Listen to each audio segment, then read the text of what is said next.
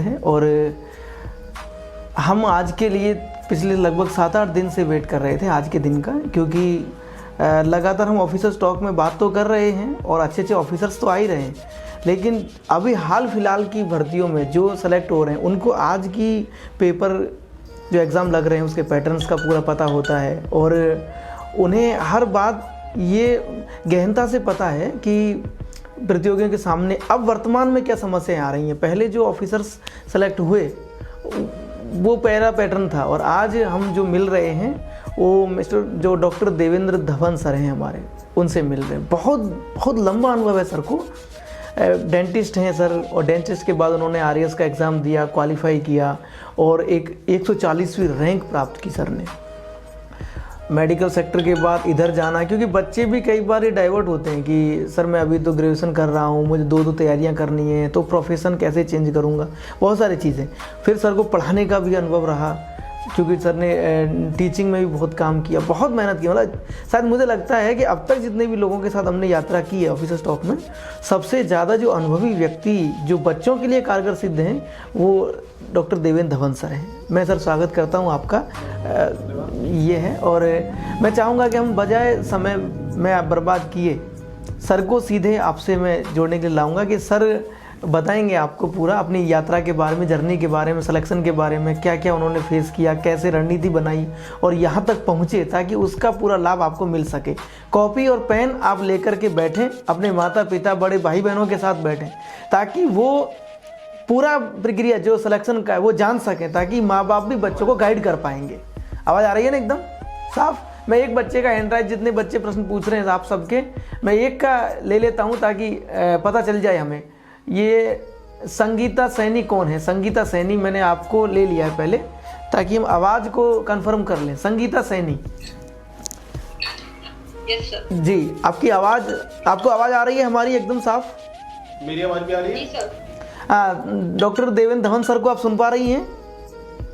जी sir. जी, आवाज़ आ रही सभी है। स्टूडेंट्स को जय हिंद, नमस्ते सभी को, और सभी के पेरेंट्स को और बाकी जितने भी सीनियर्स जूनियर्स सभी जो जुड़े हुए हैं सभी को जो है मेरा नमस्ते। आज जो है मेरे को मौका दिया है देव अमित जी ने अपने कुछ एक्सपीरियंस शेयर करने का, और जो मैंने तैयारी करी काफ़ी उसमें जो है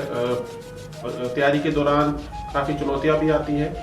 और प्रोफेशनली मैं डेंटिस्ट था, फिर जो है सिविल सर्विसेज का मन में किस प्रकार आया, तो एक लंबा जो है अनुभव रहा। फिर मैंने कोचिंग्स में भी पढ़ाना स्टार्ट किया साथ के साथ, तो टीचिंग के क्षेत्र में भी काफ़ी जो है मेरा अनुभव रहा है। तो उसी को देखते हुए सर ने जो है मेरे को बुलाया, और सर से मेरा परिचय है पहले का, और ये बहुत जो है सराहनीय काम, और मैं ऐसा मानता हूँ कि ऐसा काम कोई भी नहीं कर रहा आज की डेट में, जैसा काम जो है सर कर रहे हैं स्टूडेंट्स के लिए, और बिल्कुल जो है डेडिकेशन के साथ कर रहे हैं, निस्वार्थ भाव के साथ कर रहे हैं। इनका कोई मकसद जो है ऐसा नहीं है कि इनको कोई आपसे कोई पैसा कमाना है या इनको कोई करोड़पति बनना है, ऐसा कुछ नहीं है। बहुत मतलब निःशुल्क जो ये काम कर रहे हैं ना, इनकी लगन देख के ही मेरा काफ़ी समय से मन कर रहा था कि मैं भी जो है सर के साथ जो मैं आऊँगा। सर ने मेरे को पहले इनवाइट किया था, मैं आ नहीं पाया था, लेकिन फिर मेरा जो है मन था और इसीलिए जो है मैं आज आया हूँ, और अब मेरा जो भी अनुभव है उसको मैं जो है कोशिश करूँगा शेयर करने की, ताकि जो मेरे छोटे भाई बहन हैं वो कुछ ना कुछ जो है लाभ उठा सकें। ठीक है सर, और लगातार बच्चे पिछले कई दिनों से मैसेज भी कर रहे हैं, जब से आपका ये गया है ना सर कि सर आने वाले हैं, तो शायद कुछ बच्चे आपको थोड़ा जानते हैं, पहचानते हैं इसलिए। और मैंने लगातार ऑफिसर्स टॉक में हम क्या कर रहे हैं कि बच्चों को उनके सवालों के जवाब चाहिए मैक्सिमम, तो हमने कुछ सवाल पहले से जो आए हुए हैं हमारे पास वो थोड़ा तैयार किए थे कि सबसे पहला एक सवाल है कि प्रतियोगी जीवन में छात्रों को कौन कौन से काम नहीं करने चाहिए। अब तक बच्चों को ये बताया गया कि आप ये पढ़िए, ऐसा करिए, वैसा करिए, तो सीधे मैं सवाल पे आ गया हूँ कि ऐसा कौन कौन से काम है जो बच्चे नहीं करें तो सही समय पर उनका चयन हो सकता है, ये देखने वाली बात है। अब सर ने बोला प्रतियोगी जीवन, तो यहाँ पर प्रतियोगी जीवन तो एक तो ये है कि हम जब गवर्नमेंट जॉब की तरफ हम बढ़े आगे, हमको आईएएस बनना है, आरएएस बनना है, प्रशासनिक सेवा में जाना है, या हमारा जैसे कॉलेज का प्रोफेसर बनने का लक्ष्य है या टीचर बनने का लक्ष्य है, तो वो प्रतियोगी जीवन हमारा है। लेकिन बहुत सारे स्टूडेंट अभी छोटी क्लास में है, 10th 11th 12th में, तो छात्र जीवन और उससे जुड़ा हुआ जो हमारा प्रतियोगी परीक्षाओं को क्रैक करने का जीवन, जो चुनौतियां सभी के समक्ष आज के समय पर है, उनमें से जो जिनसे हमको बचना है वो एक बहुत बड़ी जो चुनौती है कि हम जो है अपना जो हम डाइवर्ट कर लेते हैं अपने माइंड को बहुत सारी ऐसी एक्टिविटीज में जो हमारे लिए लाभ की नहीं है, लेकिन हमें पता ही नहीं चलता कि हमको नुकसान हो रहा है, या कई बार हमको नुकसान हो भी रहा है तो भी हम छोड़ नहीं पाते। उदाहरण के लिए जो आजकल ये सोशल मीडिया का जो कल्चर हो गया है, सोशल मीडिया का या मोबाइल का एक उदाहरण तो ये है, जैसे आप जो है आज हम डिस्कस कर रहे हैं,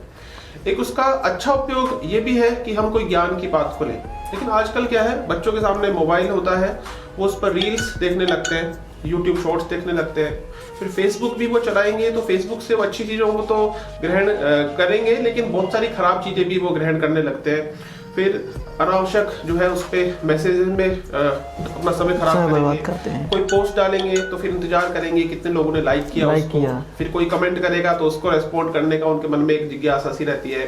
तो बहुत बड़ा दुविधा का सा भी एक समय है, ट्रांजिशन हुआ है, और ये जो है ना, तो मोबाइल से आपको उसका हमेशा जो उसका पॉजिटिव जो उपयोग है ना,